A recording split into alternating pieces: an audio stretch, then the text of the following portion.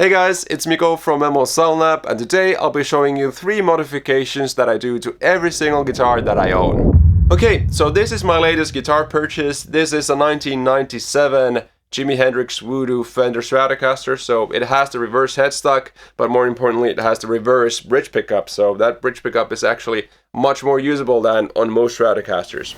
Now, once I got this guitar, even though this is almost 30 years old, it's actually quite mint, but it has many other problems that many guitars have that I always struggle with. So even before I do these modifications, I will do the setup for this guitar. So check the action, which is you fret the 2nd fret and the 14th fret, and you should be able to tap on the string on the 7th fret. So I hope you can hear that.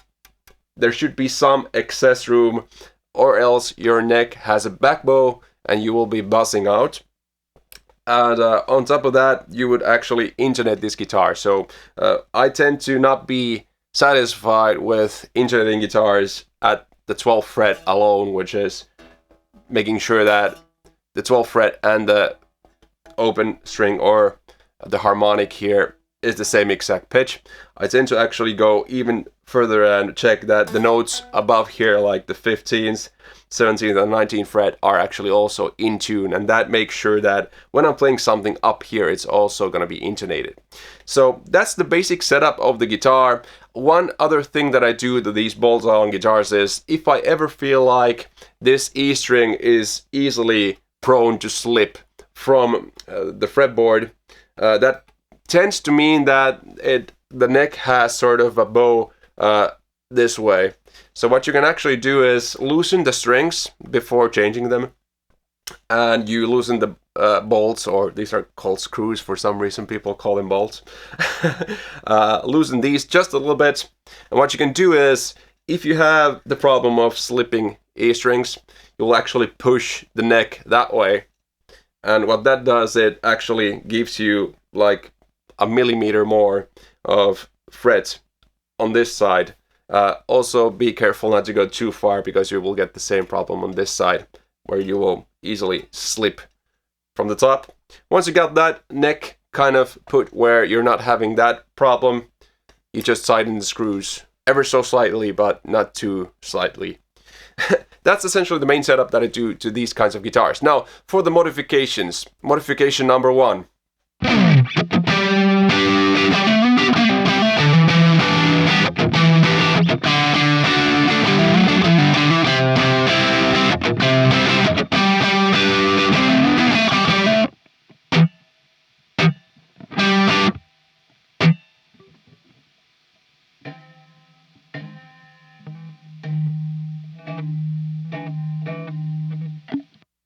So I hope that shows the problem. These springs, the way they come on essentially all trem systems, are super loud and ringy. So what you do is, you get a piece of foam, and you put this piece of foam under the springs, like so. And you need to be careful not to have too much foam in there. You don't want to completely prevent these springs from moving. You're just trying to mute them, so that now, if I do the same thing,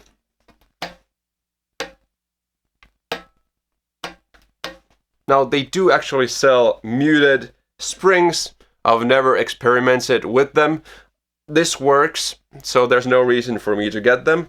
So now I'm not having that problem anymore. So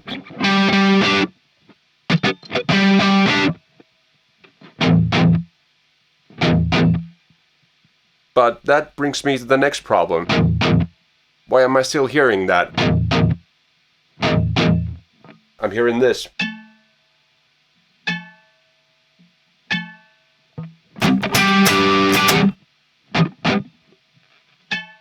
Not sure if it comes through this setup, but the more gain you essentially have on your guitar and on a Strat, you really want to have a lot of gain. So you start getting problems with different things that kind of add ringing stuff into it. So once again, foam is your friend. And with this one, you want to have such a tiny piece of foam, because you don't want to have problems that come from this, which many times is that you get tuning instability. So if you have too much foam pushing against these strings, they're not going to move freely, and you will actually get some tuning instability problems. So what I'm just going to do here is put this under the strings here, pull it to where I have it like this, and then you are still hearing some of that, but I find that it's not a problem anymore.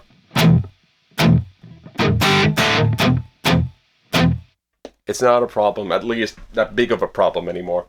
So what I do is, obviously I'm not going to leave it like this. I'm going to cut the excess and make it look pretty. So just take your scissors and cut away the excess. And ta-da! Is it pretty? Not necessarily, but you know, that's a very much reversible thing you can do to your guitars. And now it plays so much better.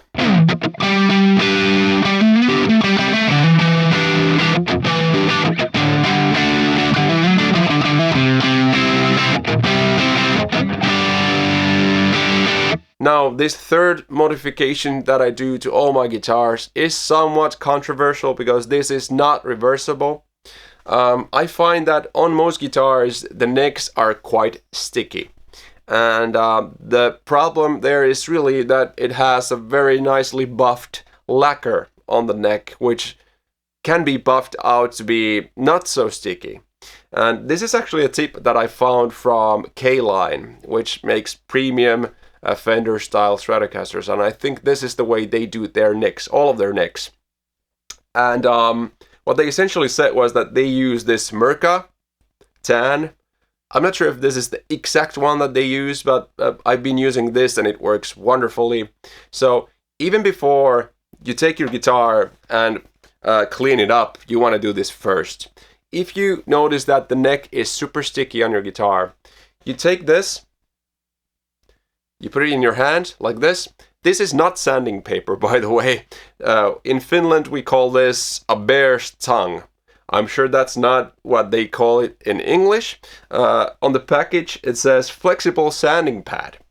But this is almost like your average table kind of a cloth thingy, but it has some grit to it. So what you do is, you put it in the shape of your hand, like this, and you sort of go up and down the neck as if you were actually playing the guitar. And what you're really doing here is you are wearing down your neck like 5 years, or maybe even more, maybe like 10 years, depending on how harsh you want to go with this. What it does, it takes the sticky neck, which I still have here in the headstock. You can probably hear that.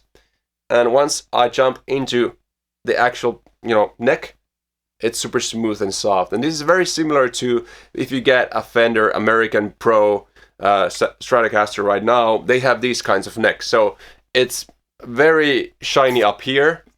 You heard that, right? And then it's very satin here. I'm just making it clearly a better instrument by doing that. Now, there will be a huge mess when you do this. So just know that you are essentially sanding nitro. Clean your guitar like with something like this.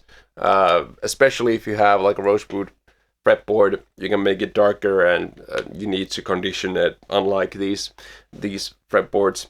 And what you have is a completely new guitar that plays amazingly. Try it on one of your cheaper guitars, and if you like it, I'm doing it to all my guitars. Like all my high-end guitars have this. I think these kinds of modifications that you do to your guitars actually make these guitars play 10 times better than they do without these modifications.